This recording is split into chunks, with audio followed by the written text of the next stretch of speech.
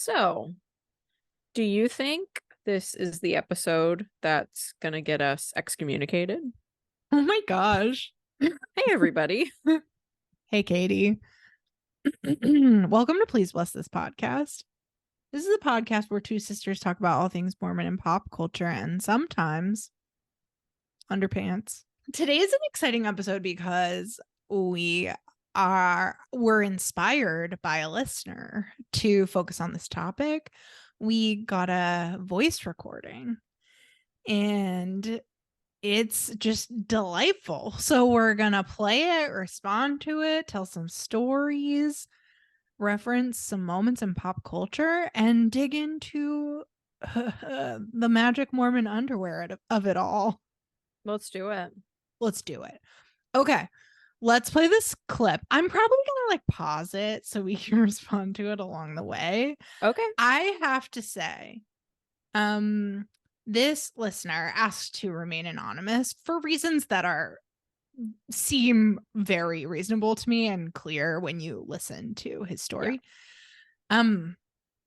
But we got this audio and we were both like, are we listening to NPR? Is this friggin' Ira Glass? This person has such a podcast voice. I'm low-key threatened by it. I feel like we're going to play this audio and people are going to be like, I want to listen to his podcast. Can he just take this over permanently? I know. I'm going to go ahead. I'm going to go out on a limb and say, hey, do you have any more questions? Yeah. Do you have any more ideas? Some more content? Yeah. Do you want to just record yourself stream of conscious nonstop and we'll pick and choose? Because sure. That's art, man. What a voice. Yeah.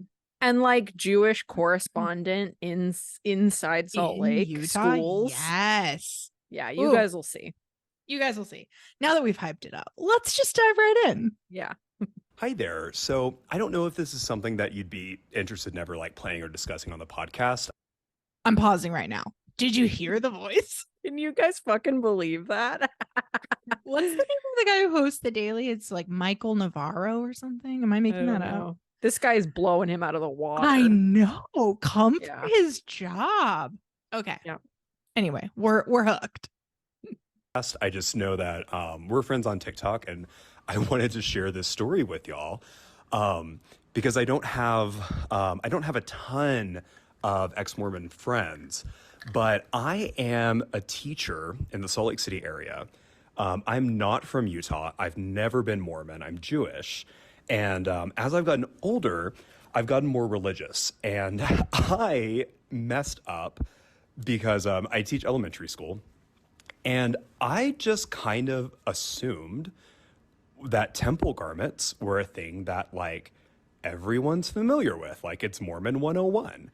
And I just kind of thought that I'm sure that my LDS students are aware that their parents wear temple garments, and I bet they can't wait to grow up and get garments like mom and dad.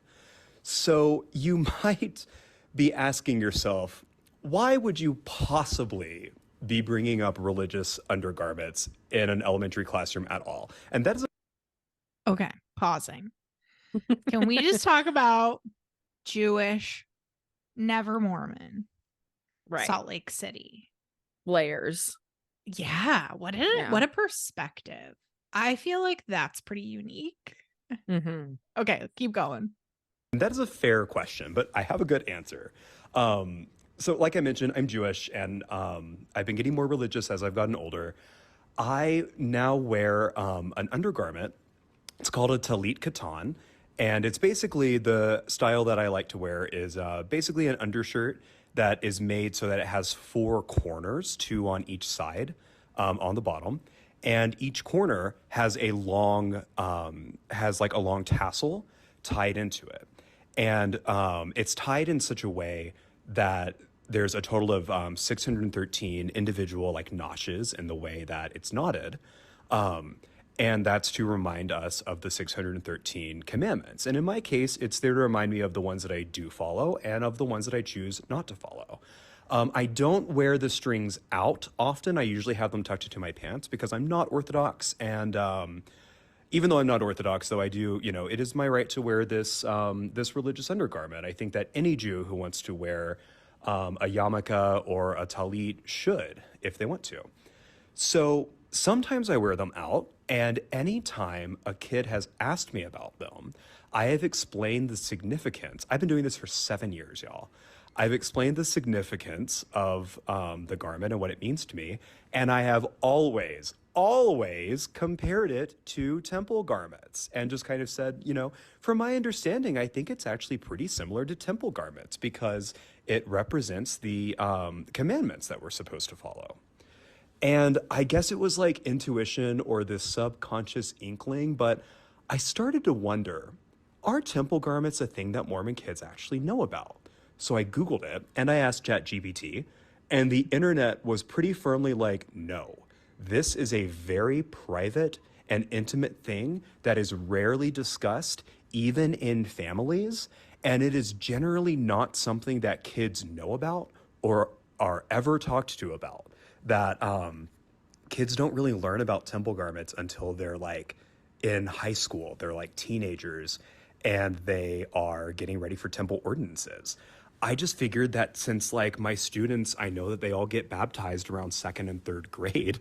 So I figured that they all knew about temple garments. And now I'm so embarrassed that I have been like bringing up this thing that I know basically nothing about. Um, and I might have caused some uncomfortable conversations to happen at home. So I just wanted to know, when did you two learn about temple garments? Is that something you were aware of as a kid, or did you not really learn about them until you started to get older? Big fan of the podcast. Love your TikToks. I hope to hear back and get some clarity on the whole temple garment thing.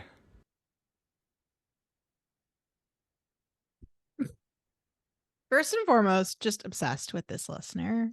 Yeah, New please. best friend. Mm. Keep it coming. Love going to ChatGPT with this question. Yeah, I appreciate that.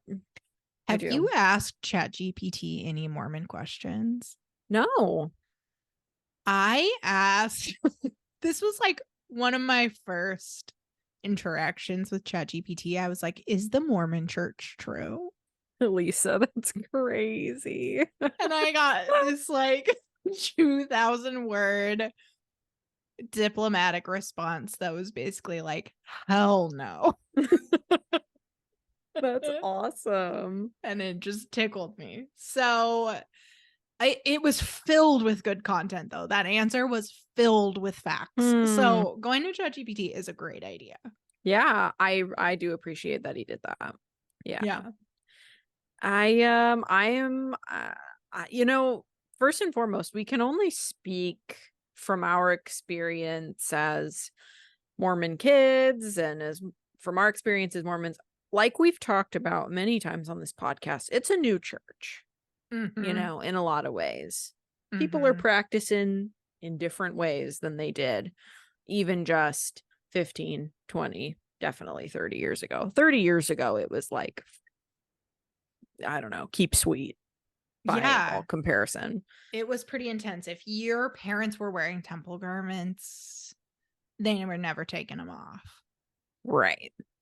But I mean, I know have been making the observation for years at this point that like less and less like otherwise straight and narrow Mormons are wearing temple garments.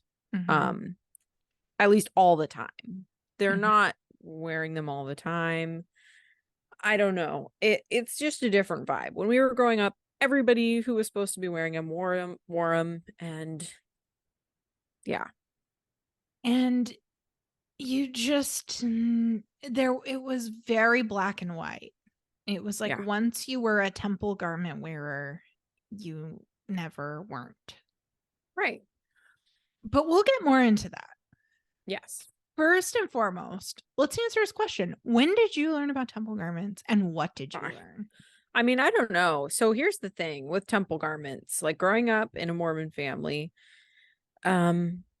And maybe this is unique to our family. I know it's not unique to just our family, but maybe some families weren't totally like this. I mean, our parents just walked around in their temple garments Mm-hmm. every day. We saw them, like when our mom was getting ready in the morning, she would take a shower and put her temple garments on Mm-hmm. and then kind of then do everything else, if that makes sense. So if she needed to like go to the kitchen, if she like she's walking around in her temple garments, and our dad was as well. It's sort of like if your dad's wearing his boxers, like some dads are like that and some dads aren't. But in our Mm-hmm. family, it definitely was that way.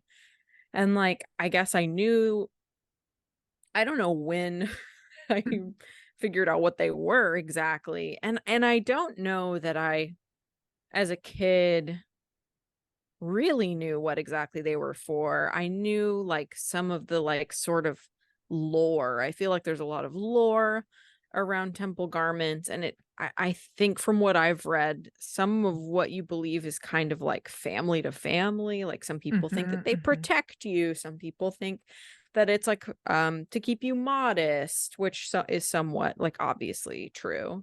Mm-hmm. Um but yeah, I mean, growing up, we just saw our parents in them all the time. However, to that point, they they're like they're underwear. Yeah. And so It's shorts and a that's t-shirt. It's a white shorts and a white t-shirt. right. It's underwear. So that's kind of where my theory is with these kids that he's interacting with who might be kind of looking at him a little bit funny when he talks about temple garments, almost as if they don't know what he's talking about. I kind of wonder if they don't think, why are you talking about my parents' underwear? Mm-hmm. That's kind of where my head goes, where it's like, oh, how do you know about my parents' underwear? you know, Yeah. because it is like, it's not like an outward symbol. It's not like, a yarmulke or whatever. It's like underwear. It's Well, and very much even underwear. so it's a white shirt and white shorts. And there are symbols embroidered in like the nipples, the navel, and the knee, but they're so subtle Yeah. that you wouldn't even know they were there until Yeah. you like actually learn about the garment, which does not happen as a little kid. It's not like our No. parents were like walking around in their underwear and being like, look at the symbol on this. Do you want to understand what it means? So if you are a kid like us, where your parents are walking around in them, you have no frame of reference for what other people's parents are walking around in. You would never necessarily know that your parents are wearing something distinctive to their Mormonness Right. unless they explicitly told you. And I don't remember being explicitly told. No. I think we didn't really talk about temple garments in a direct way until we were probably in Young Women and we were learning about the temple. Mm-hmm. And you're in Young Women when you turn 12. Right. That So is yeah, my you old. guess. Yeah, and that's older than his students, and that makes Mm-hmm. sense. Yeah, because like you were just talking about the symbols, like I remember noticing the stitches, Mm-hmm. but never really thinking anything of it. I just remember thinking like, oh, it's kind of weird how there's like a little stitch, Yeah. in the nipple and the navel and the knee. Like but it's literally, I was like, I don't know. And the other thing is, isn't our parents supposed to really talk to their kids about it? Like in terms of like what it really means, or is that a part of the sacred temple Right. ceremony of it all? I mean, I think it's been a gray area because there's so much of the temple ceremonies, especially the endowment ceremony, are basically like reminders and threats to never talk about what you're learning. Right. Um and so when you leave, it's like, well, what's covered under that umbrella of what I should never talk about? And in more recent years, the church has been more proactive in explaining what temple garments are. I feel like around the Mitt Romney era, where he was being like made fun of for his magic underwear, the church was like, we need to get in front of this. And they made a couple of like short little YouTube videos explaining what garments are. And that's a relatively new level of information that the church is offering. So the secretness, I think, contributes to what he's describing, where it's like, you can be a young Mormon kid, and even if your parents wear garments all the time, you might not know what the hell is going on Right. or You what it only know means or like, why. yeah, you just know the like bits and pieces. You hear the lore, you hear the stories, and you know it has to do with temple marriage, which is its own, looming thing. Well, Mhm. I say looming. Some people are like looming, Yeah. but Can't wait. you know what I'm saying. I know what you're But saying. yeah, you hear the stories, you hear the you know, they were in a fire and they Mm. got burned up, but not where their garments were, and their garments were intact or whatever. So that's a story I feel like every Mormon kid heard at some point. But actually, I was doing some digging, and Willard Marriott, J. Willard Marriott, who's like the founder of the Marriott Corporation, like Marriott Hotels, he was on 60 Minutes, and Mike Wallace was asking him about temple garments. And he told the story of being in a boat fire and his and being burned up and his clothes being burned off of him, but not where his garments were. Huh. I like, as an adult, I was like, where did we all hear these weird stories? Oh man, right in the mainstream, like, the Yeah, that's wild. Marriotts are out there telling that story. So it's definitely, there is some like mysticism to temple garments. Like, they're going to protect your body against harm and evil and temptation and sin and like literal flames. Yeah, that's pretty serious. My question is, are they lying, or is it like how they used to make baby pajamas flame retardant? Mm. Are they doing a Well, little bit of that? that would be very shrewd of the church to think about that. Mhm. But I wonder because another aspect of temple garments that comes up a lot is that they're made, at least have been made, from synthetic fabrics. So in 2021, there was a New York Times article about Mormon temple garments because there was this movement within the church of young women who were like, these are bad for our health.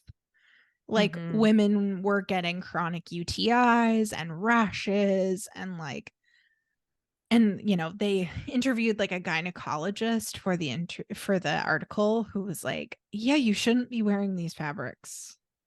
It's not Right. good for your health. Yeah. Can So, we get an organic cotton garment, yes, please? please. So for them to be thinking about flame retardant fabrics but not like, I don't know, healthy for your vaginal health is kind of on brand, Yeah. honestly. It sort of tracks. To return to his question, it's not it we knew about garments. I don't remember not knowing about garments, but I also Yeah. don't remember actually learning about garments, if that makes any sense. Totally. Like, I knew they were a thing, but I didn't know what the hell they meant. I knew I would one day have to wear them. Mostly I knew it meant I couldn't wear tank tops and short shorts even as a little kid, Mhm. because I needed to be preparing for the day when I would wear temple garments and couldn't show my shoulders or my thighs to the world. Right. But that was honestly the basic extent of it until I was like in college. Yeah, I will say I remember, if I'm really thinking about it, I remember feeling like I shouldn't touch them. Mm, So interesting. like if they were in the laundry room, I remember just feeling, and I don't know if it's because I was told something, like I remember them being washed separately. Mm-hmm. And I felt like I shouldn't touch them. And it was just like a weird, honestly, I don't know. It's such a weird thing. Like it was so underweary. Like I even remember, so this family whose house I went to every day after school, they were like my babysitter. Um, the Wilcoxes. Also One Mormon. also, yeah, Mormon. Yeah, He was the bishop. everybody's Mormon. Yeah, if I tell a Yeah. story from my childhood, everybody's Mormon. Yes. Um, yeah, he was the bishop. and his wife watched me every day, whatever. At one point I walked into her bedroom and she was sitting there in her like rocking chair knitting in her garments, which kind of weird Whoa. considering she was being paid to babysit me. And it was like Um midday or late midday. afternoon. Yeah. But you know what? She had a lot of kids who were a lot of work. Sure. And she Give was her a just break. probably going through it. She probably needed 15 minutes. But I remember it being like, very, like get out of here, you know? Oh, like you had caught her in a situation you shouldn't have been privy to. Right. Which, I don't know. I'm a girl. She's a woman. Women see each other in underwear. Not that it's always comfortable. Not that I would have been comfortable seeing her in just underwear, but it's just weird looking back on it. Yeah. It's strange. It's the only other like kind of rando I've seen in their garments. Interesting. Yeah, I had like a mission companion who would walk around in her garments, and it was a thing people were talking about in the mission. Like other Yeah. sisters were like, I'm uncomfy because she's always, I mean, to be for the record, like the material is thin. If someone Yeah. is walking around in their temple garments in front of you, you're seeing nipple, you're seeing bulge, you're Yes. seeing, yeah, it's not Right. hiding everything. So sure. But I thought that was so interesting. I mean, I understood it. I didn't want to be walking around in my garments in front of mission companions, and but it was such a thing. It came up with every sister in that mission. I also, in preparation for this, was reading some in some online forums like Quora and Reddit about temple garments. And there was this whole thread about like, is it wrong for Mormons to walk around in their temple garments when they're at home, like lounging around? And it wasn't even asking like if other people are around, just like period. Because is it so sacred that you shouldn't just be wearing it, even if it's like just you at home walking around? And I was like, just the fact that this is a discussion shows what a range of experiences people have had with garments. Yeah. Like you saying that in our house they were washed separately. That was definitely like a cultural thing, not doctrinal. Right. That our parents did, but I never did it. I wasn't ever told to do it, and I didn't. I'm not creating another load of laundry just for fun over here. Yeah. And even like, so even the language around like how to wear them and when to wear them has changed to be even more vague, which fits what you were saying about like it's a new church. So I pulled out my old missionary handbook from 2006 because I was like, what was I told to do? Yeah. With Let's dig garments? in. I couldn't remember. And so I needed to go straight to the source. By the way, they have totally revised this and now it is way more vague. Loosey goosey. Shocking. Shocking to no one. Let me give a little context, by the way. So the missionary handbook, we read from this every day, which means it's only how many pages? Like 80 something little tiny short pages. So we read like 5 pages every day as a companionship in the morning, which means I read this over and over and over. And that was by design to drill these rules into your head, like when to get up, what to eat, where to go, what time to be home, who you can talk to, when you can talk to them, what you should wear. It was a lot. So wearing the temple garment, it says, is the sacred privilege of those who have taken upon themselves the covenants of the temple. The garment is a constant reminder of these covenants. When properly worn, it provides protection against temptation and evil. Oh, so wow. that is straight up stated. That's straight up. But it says temptation and evil is what you're being protected from, not flames and violence. Endowed members should wear the garment both night and day, according to the instructions given in the endowment, which the instructions given in the endowment are basically that. They don't say more than that, really. Okay. So, okay. You should not adjust the garment or wear it contrary to instructions in order to fit different styles of clothing, even when such clothing may be generally accepted. So you can't like tuck the sleeves up so you can wear a little cap sleeve or something, though people did that every freaking day. Oh, yeah. When two-piece garments are used, both pieces should always be worn. This is the thing. Garments were one piece until the late 1970s. Wow. Like our poor dad was wearing a onesie as an adult man on a mission in Houston, Texas. Can you imagine how hot and uncomfortable? Also, the original garments were like to the wrist, to the ankle. That's piece. crazy. How do you know at what point they stopped doing the to the wrist to the ankle? Did that not last very long? I mean, it lasted a decent amount of time, but it was in sometime in the 1900s. We can look it up. That's crazy. Like, so a little story time. When our grandparents passed away, one of my duties in helping clear out their house was to take care of their temple garments. And they had a refrigerator box filled to the brim, like stuffed down, filled to the brim with old temple garments. The reason is like to discard your temple garments, it's a little fussy because you're supposed to cut out the little symbols, burn them. At least that's what I was told. And then cut up the garments so they're unrecognizable as garments. So grandma and grandpa were like, I can't be bothered with that. I'm just going to stuff them in this refrigerator box for decades. And then like a few days after their funeral, I'm sitting at their kitchen table cutting symbols out of their ancient onesie to the wrist to the ankles underwear. And I was given the task because I had been through the temple at that point. And so it was like, oh, great. You can see these something and you can handle do. them or whatever.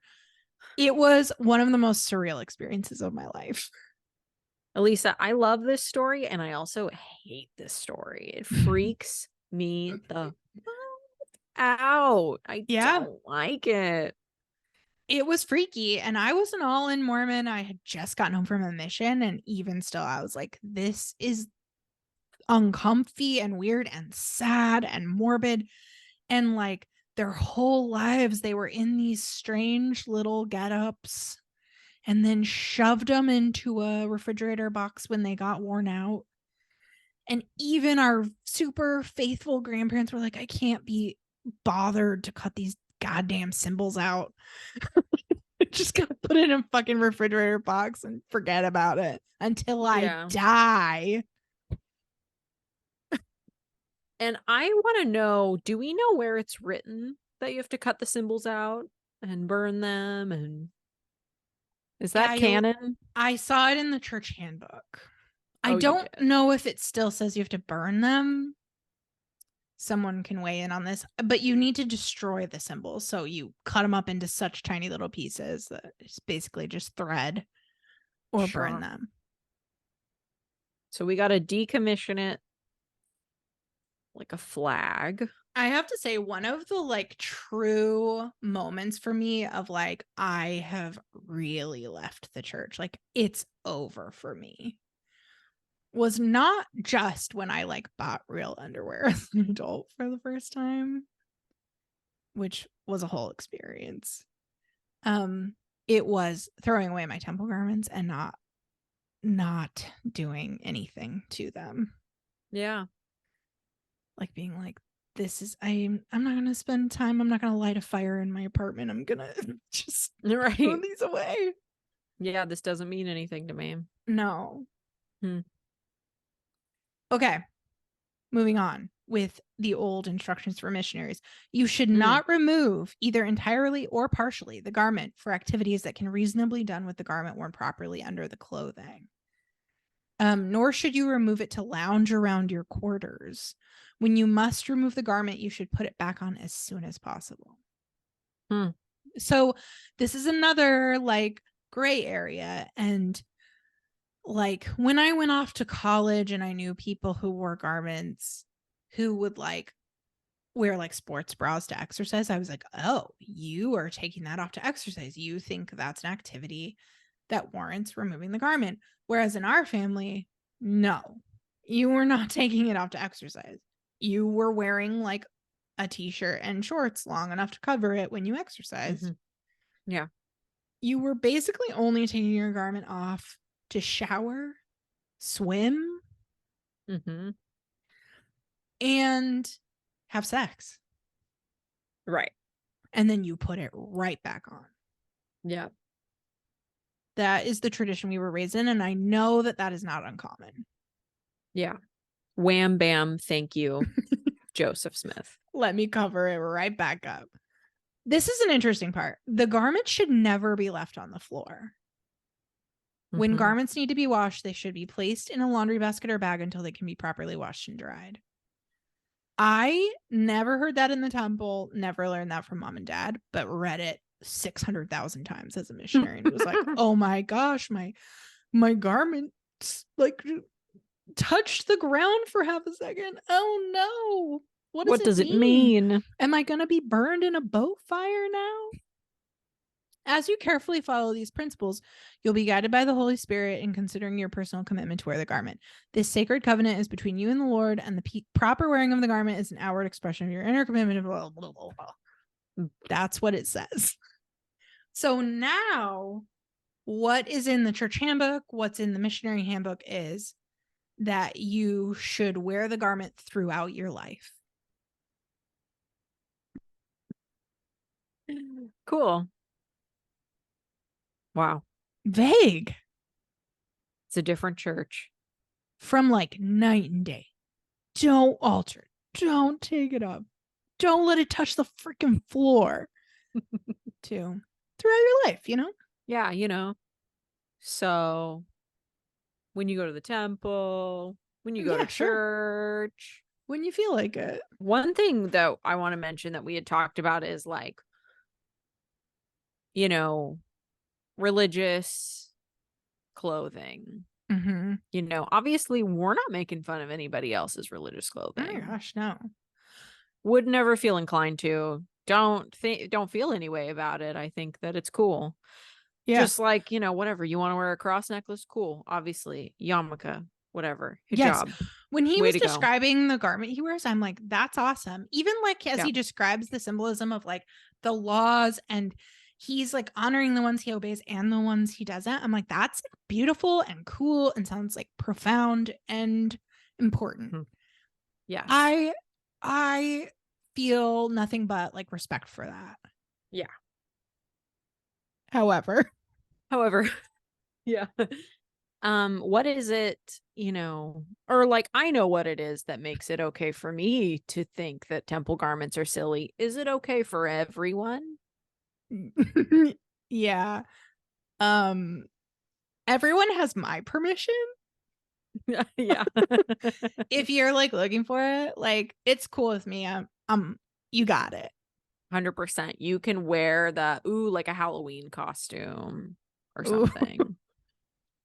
Of garments? I mean, sure. I wouldn't want that just because awkward, but not because I'm offended. This is the thing. Like, Mormons love to be offended. Yeah. By people thinking Mormonism is silly. But the problem with that is Mormonism is so silly. Yeah. It's so easy. It's just such a silly goose religion. And the more people get worked up about it being called out as silly, the sillier it kind of gets. Yeah. Yeah. That's a tough one. Sorry, guys. Just gonna keep talking about it. Just gonna keep calling it magic underwear. But yeah, just thought we should touch on that briefly. I mean, let's touch on it not so briefly. So here's a little pop culture tie-in. The new season of Real Housewives of Salt Lake City has begun, season 4. And I have to say, they're killing it. This season is so good. Nice. But in the second episode, Heather Gay talks about garments. It's in the context. I'll give you a little context. So Lisa Barlow, one of the housewives, her son Jack decides he's going on a Mormon mission. And this is kind of fascinating because we've talked about Lisa Barlow on the podcast. She says she's Mormon 2.0, right?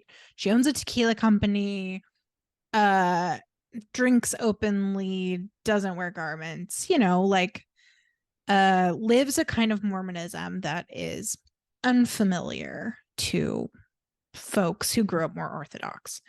And so her son deciding to go on a mission, he didn't tell his parents for like a year that he was doing it.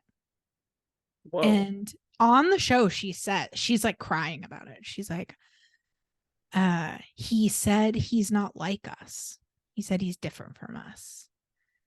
And so there is this sense that like, he's this kid growing up in Utah, and I'm sure feeling a lot of pressure about being a certain kind of Mormon. And his parents are very publicly not a certain kind of Mormon. And so he kept from them that he's going on a mission. Super interesting. Yeah. So Heather finds out, oh, he's going on a mission. And she's like, whoa, how does Lisa feel about this? Because I think she should be worried about what he's going to be like when he gets back. Yeah. And as someone who went on a mission, Heather understands what he's about to do.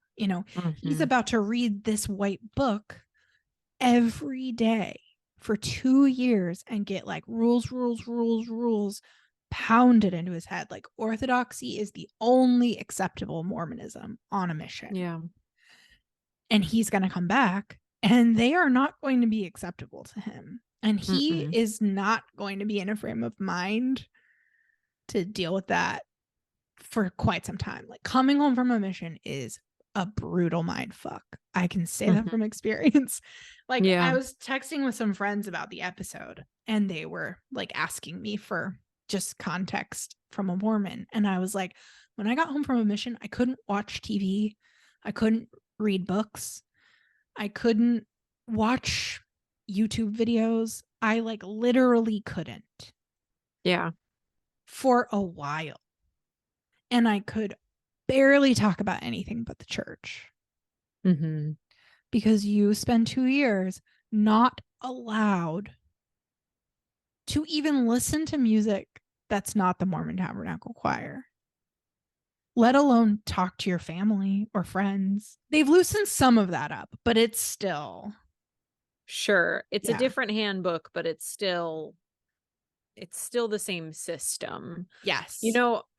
I was just thinking about you when you got back from your mission, because you were totally weirded out. You were totally on a different planet. It took you forever. I mean, I can remember. I was there. It took years. Yeah, you were bananas, cuckoo bananas for a while. And it reminds me of, I have a friend who, when I was a teenager, got sent to one of those like wilderness camps for like badly behaving teenagers or whatever in Utah, like one of those Mormon run ones. It's like kind of, I don't know, same system kind of. And I remember her telling me about it. You aren't allowed to talk for a long time when you get there. You have to earn the privilege to talk, and they all like rat each other out. It's very much like, it's very much giving like your companion is like keeping you in check kind of thing. Anyway, when you came back from your mission, it reminded me of like my friend who got back from her like punishment, like behavior camp. Yeah. A lot of it is designed to sort of like break your will.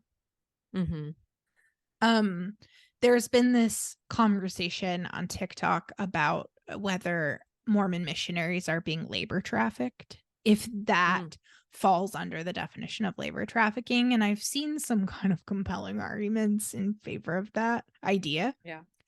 And one of the things that has come up is how you don't have access to money, like not to enough money to get out.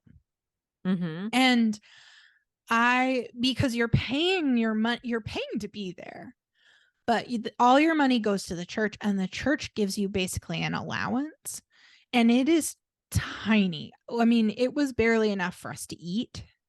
Mhm. We had to pay for garbage pickup and we could barely afford it. We could barely afford bus passes. We were poor.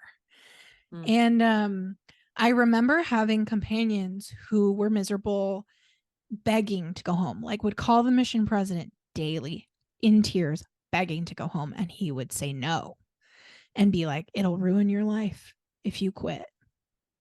And kind of talk them back into staying for the day. And then the next day they would beg again. And they couldn't leave if they wanted to. I was in a stateside mission, so this wasn't a factor, but in a lot of international missions, they take your passport. Yeah. And we didn't have enough money to leave.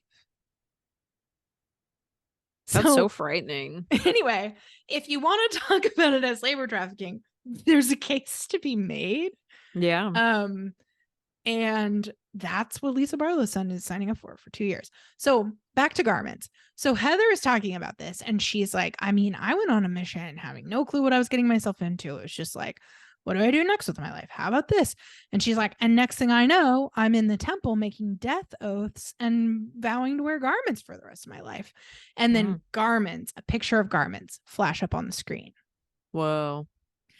And I saw this Mormon TikToker who posted a video in reaction to this, who was so offended. She's like, I'm watching The Real Housewives. They show garments on the screen. They talk about death oaths, which aren't real. Like, I'm so offended. Don't make fun of my garments. And I was just like, sweetie, the death oaths are real. Like, they went away in the 90s, but they were happening.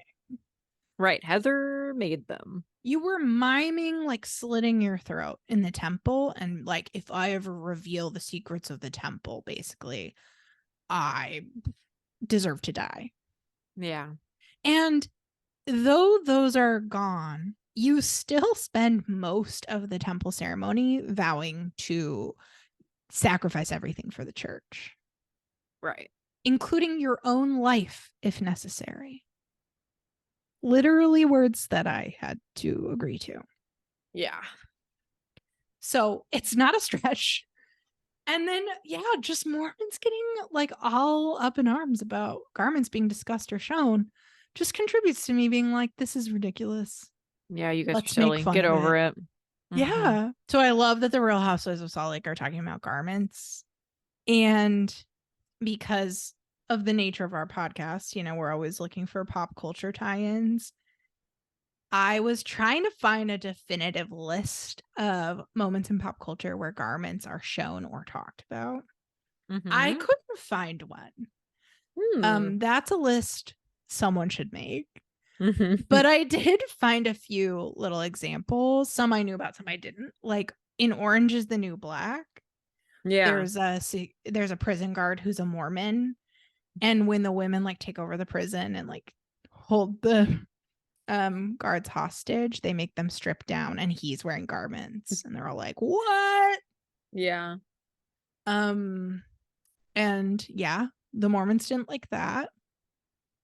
And then in the show Quantico, there's a guy who plays like an FBI agent who's a Mormon, which if you didn't know, the FBI loves Mormons.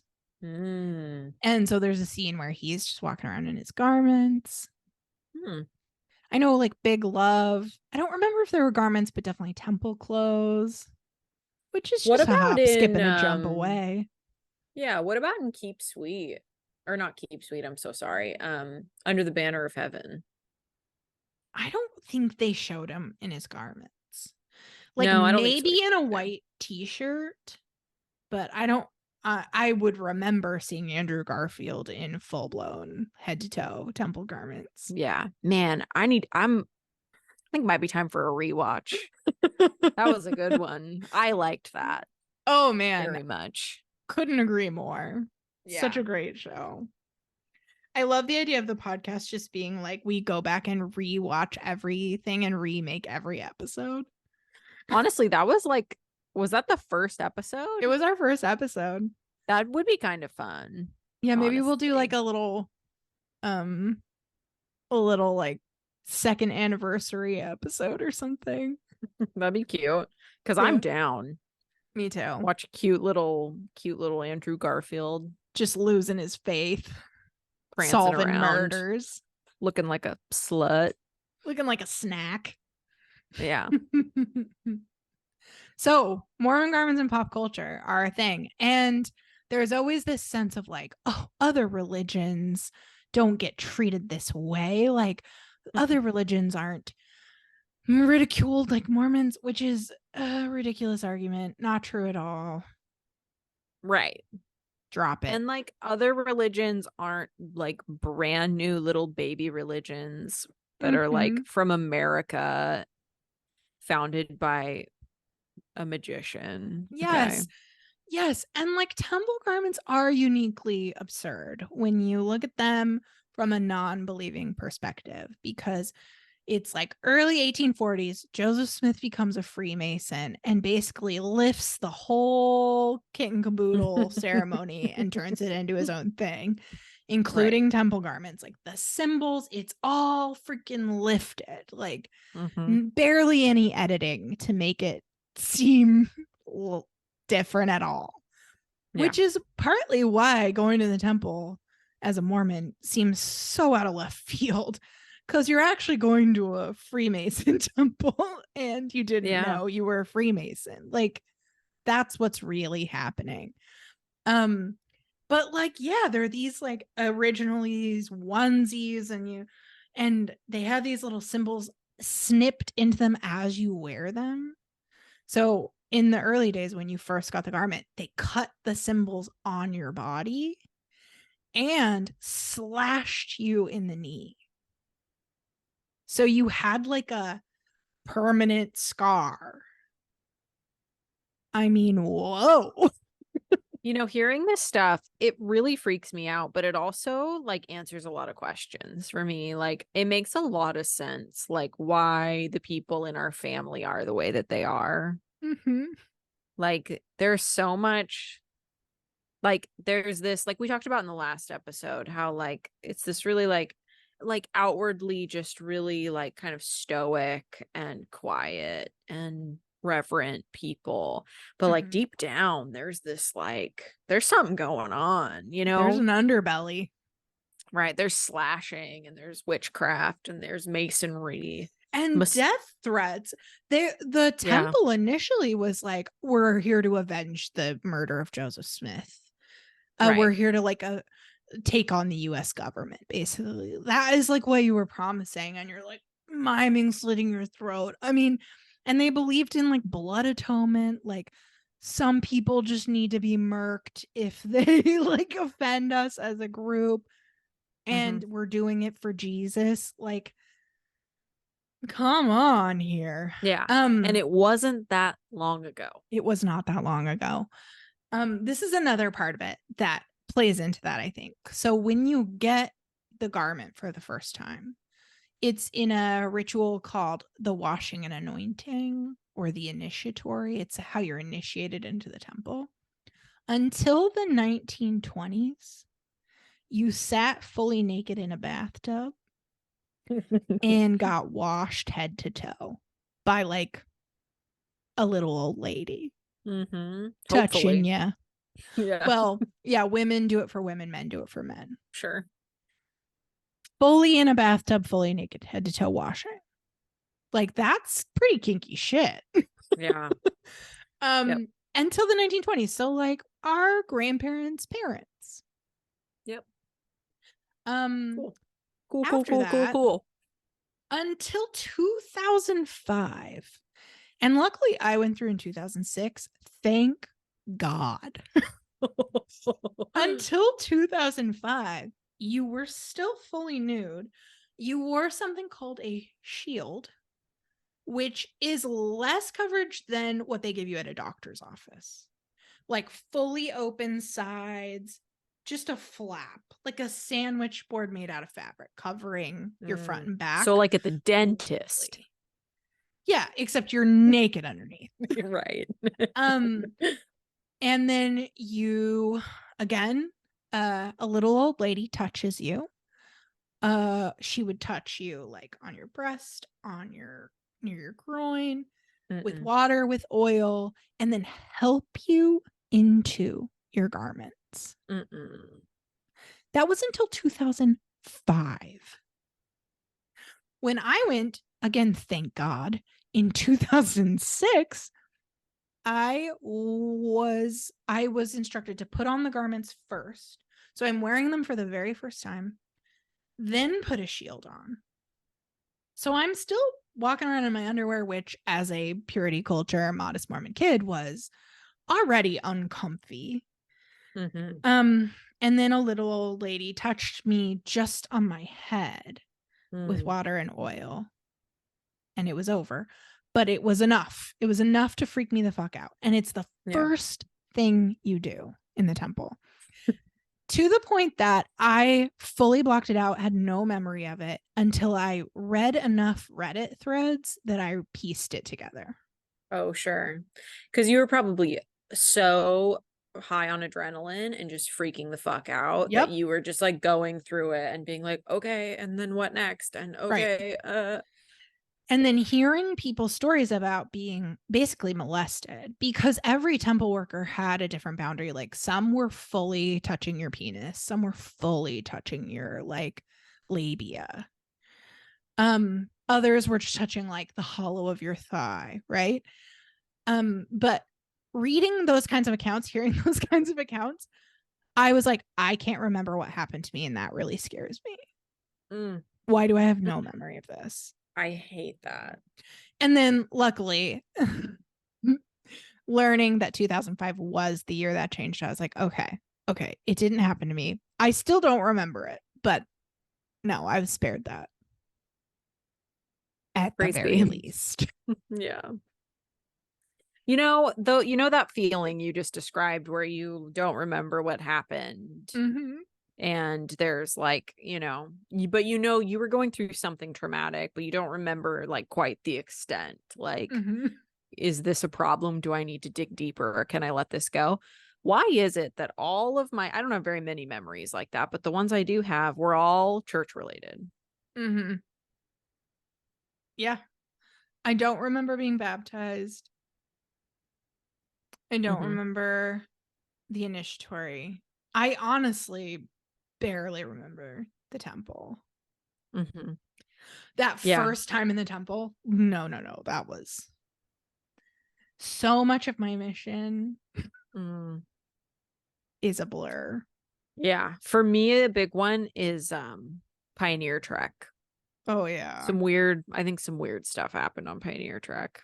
I mean, it's a weird fucking thing to make kids do. Another system of breaking your will.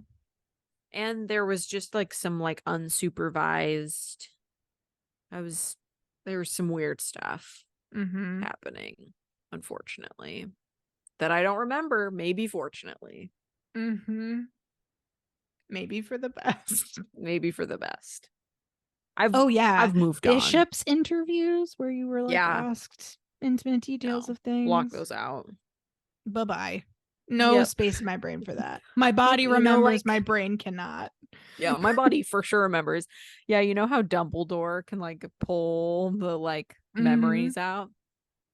Yeah, I was doing that. That left shit's and right. in a pensieve. I'm not looking at that. Yeah. That's a millennial. Anyway. Shit, right there. So yeah, again, returning to our wonderful listener and his very good question. What a complicated thing to grow up with, the myth, the mysticism, the threat, the looming promise of temple garments. And yeah, I can totally see young kids being like, wait, what are you talking about? And like, how do you know about this? You're not supposed to know about this. Or wait, is that what my parents are wearing? I don't really know what it means. I mean, all kinds of reactions. Yeah. It's a complicated thing. I'm not surprised that kids are giving you a little bit of a glazed look. Yeah. I'm not surprised that ChatGPT is like, easy. I wouldn't go there. Yeah. Just better leave it alone. Yeah. ChatGPT knows what's up, man. Yeah. These kids are being traumatized. You don't want to intervene. It's a Yeah. canon event. They'll be fine. They'll forget. Katie. And on that note, send us questions in like audio messages. I'm now obsessed with that. I know. Please.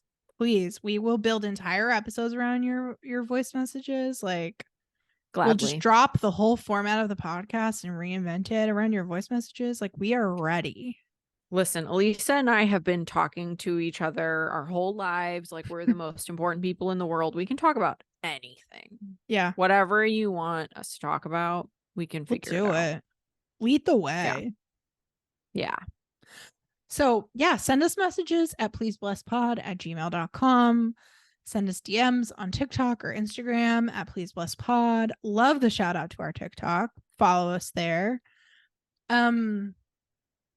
Yeah, follow on YouTube, listen there, watch there, comment there, subscribe there, and rate and review the podcast. Please, and thank you. Mm-hmm. And most of all, please bless this podcast. Amen. That's my line.